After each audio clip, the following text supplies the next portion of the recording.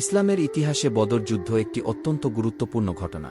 হিজরতের দ্বিতীয় বছরে ১৭ রমজান মুসলমান ও কুরাইশদের মধ্যে এই যুদ্ধ সংঘটিত হয়। যুদ্ধটি বর্তমান বদর নামক স্থানে অনুষ্ঠিত হয়, যা মদিনা থেকে প্রায় ১৩০ কিলোমিটার দূরে অবস্থিত। সে সময় মুসলমানদের সংখ্যা ছিল মাত্র ৩১৩ জন, আর মক্কার কুরাইশ বাহিনীর সংখ্যা ছিল প্রায় ১,০০০ জন। বাহ্যিক শক্তির দিক থেকে মুসলমানরা অনেক দুর্বল ছিল। তাদের কাছে অস্ত্র ও যুদ্ধের সরঞ্জামও ছিল সীমিত, কিন্তু তারা আল্লাহর ওপর পূর্ণ বিশ্বাস রেখে যুদ্ধের ময়দানে অবতীর্ণ হন।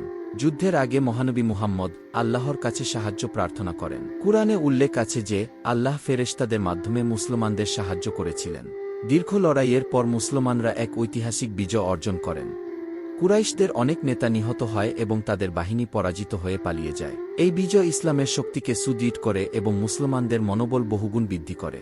বদর যুদ্ধ আমাদের শিক্ষা দেয় যে সত্য ও ন্যায়ের পথে থাকলে সংখ্যায় কম বা শক্তিতে দুর্বল হলেও আল্লাহর সাহায্যে বিজয় অর্জন করা সম্ভব। এই কারণেই বদর যুদ্ধ ইসলামের ইতিহাসে কি ইয়াউমুল ফুরকান কি বা সত্য মিথ্যার পার্থক্যকারী দিন হিসেবে স্মরণীয় হয়ে আছে।